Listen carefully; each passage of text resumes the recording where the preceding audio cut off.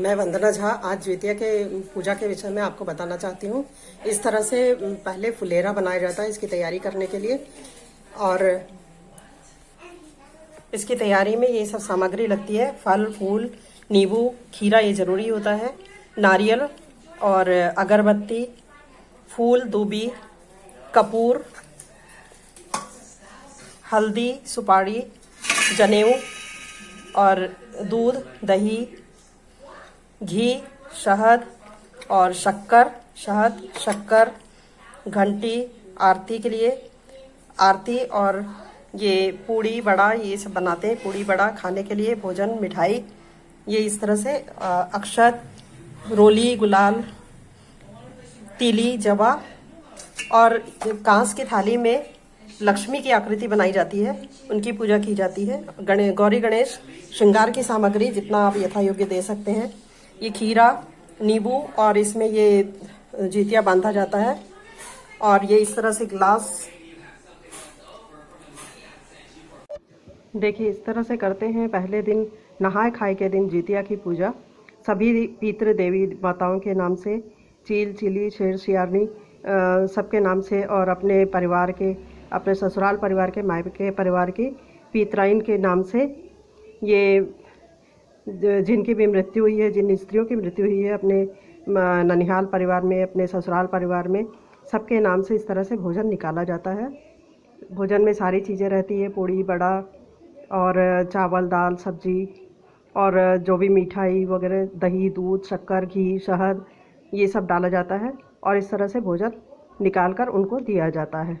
दूसरे दिन इसी तरह से पत्तल निकाल कर उसमें बेसन और चिड़चिड़ा का दातुन देते हैं। चिड़चिड़ा का दातुन ना हो तो जाम का दातुन भी दे सकते हैं। तो इस तरह से पहले दिन खूब शुद्ध होकर खाना बनाया जाता है।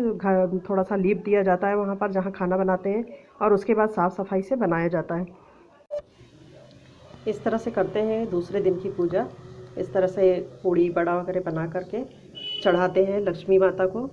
ये लगभग 16 की मात्रा में होता है और इनको चढ़ाते हैं ज्योतिया माता को जो 8 की मात्रा में होता है। श्रृंगार का सामान चढ़ाते हैं, जनेऊ चढ़ाते हैं, खीरा का चढ़ाते हैं, नींबू चढ़ाते हैं और ये इसमें जीतिया धागा बांधते हैं। ये देखिए इस तरह से जीतिया धागा जो कि 8 का गठान 8 बार बांधते हैं।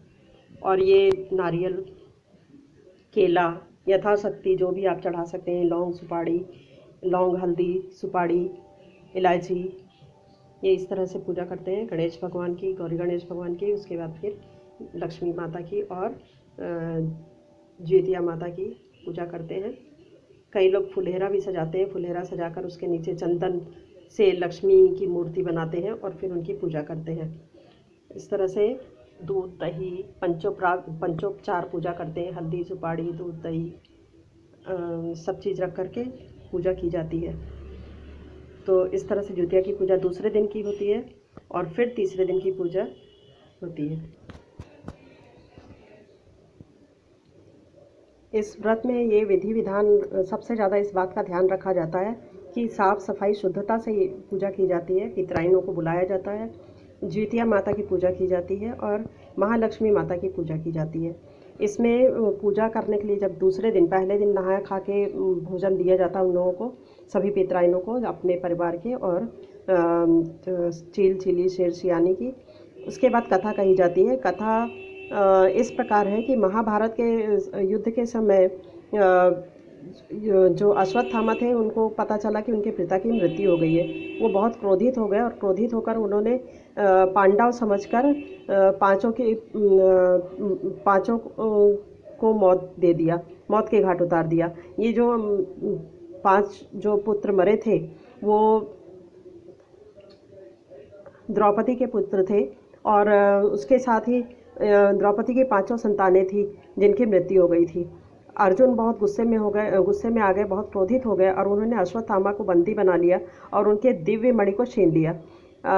अश्वत्थामा ने अभिमन्यु की पत्नी के गर्भ में पल रहे बच्चे को भी ब्रह्मास्त्र से मार डाला। परंतु जब कृष्ण को पता चला तो क्योंकि उनको जीवित रहना बहुत आवश्यक था, इसलिए कृष्ण ने उनको पुनः से जीवित कर दिया। तो जिस तरह से कृष्ण ने गर्भ में पल रहे बच्चे को पुनः जीवित कर दिया। उसी तरह से सभी के पुत्र संतानें बहुत सुखी रहें, संपन्न रहें, इसलिए इस व्रत को माताएं करती हैं और बहुत शुद्धता के साथ करती हैं। साथ ही पितराइनों की पूजा भी इसी दिन की जाती है।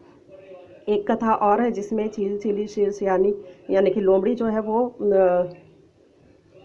पूजा सुनती है, किसी को कोई पूजा करता रहता है वो सुनती है, तो उन्हें उसको ध्यान से लोमड़ी नहीं सुनती है, परंतु चील चिली जो है उन लोग सुनते हैं। तो उनका परिवार के उनकी संतानें सब सुखी रहती हैं और लोमड़ी की संतानों की मृत्यु हो जाती है। तो इसीलिए इस व्रत को किया जाता है कि इसमें चील चिली की भी पूजा की जाती है, उनको भी भोजन दिया जाता है। और जिस तरह से उनके संतानें व्रत करने से सुखी रहीं, वैसे ही सभी की संतानें व्रत करने से सुखी रहें, इसलिए माताएं इस व्रत को करती हैं। इस तरह से श्रृंगार का सामान भी चढ़ाया जाता है। महालक्ष्मी माता में और ज्योतिया माता में श्रृंगार का सामान चढ़ाते हैं। तीसरे दिन सुबह से नहा करके जो बड़ा वगैरह बनाते हैं, बड़ा पूड़ी बनाते हैं, उसको सभी इसमें चढ़ाते हैं। सभी पितृ देवी माताओं के नाम से ऐसे निकालते हैं, चील चिली शेर सियानी, और अपने जो मायके के पितृ देवी देवता, ससुराल के पितृ देवी देवता, अपने जिठानी, अगर जिसकी मृत्यु हुई है उनका, अपने सास, अपने दादी सास और अपनी नानी सास, सबके नाम से निकालते हैं।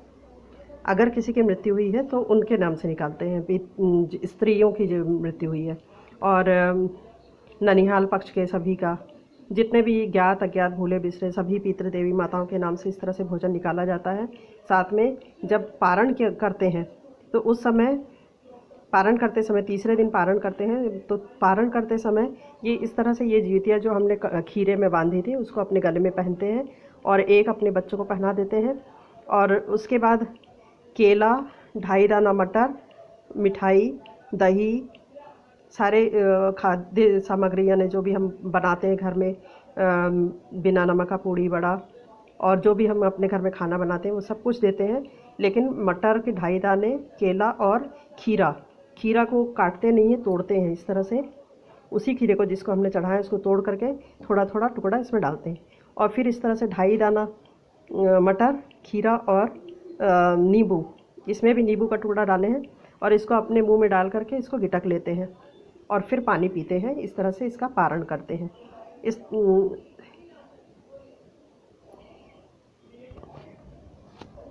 तरह से 3 दिन में ये पूजा संपन्न होती है। पूजा में विधि विधान जो है, साफ सफाई, इसका सबसे ज़्यादा महत्व होता है। किसी के प्रति द्वेष की भावना नहीं रखना, अच्छी भावना रखना और अच्छी तरह से पूजा संपन्न करना, अपने बच्चों की, अपने संतानों के लिए पूजा करना। जैसे इन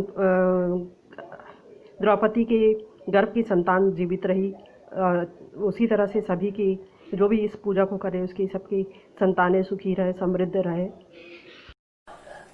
कथा के बाद आरती करते हैं। आरती ज्योतिया माता की होती है और उसके बाद फिर लक्ष्मी माता की आरती करते हैं। गणेश भगवान की आरती सबसे पहले करते हैं और फिर इस तरह से पूजा संपन्न होती है।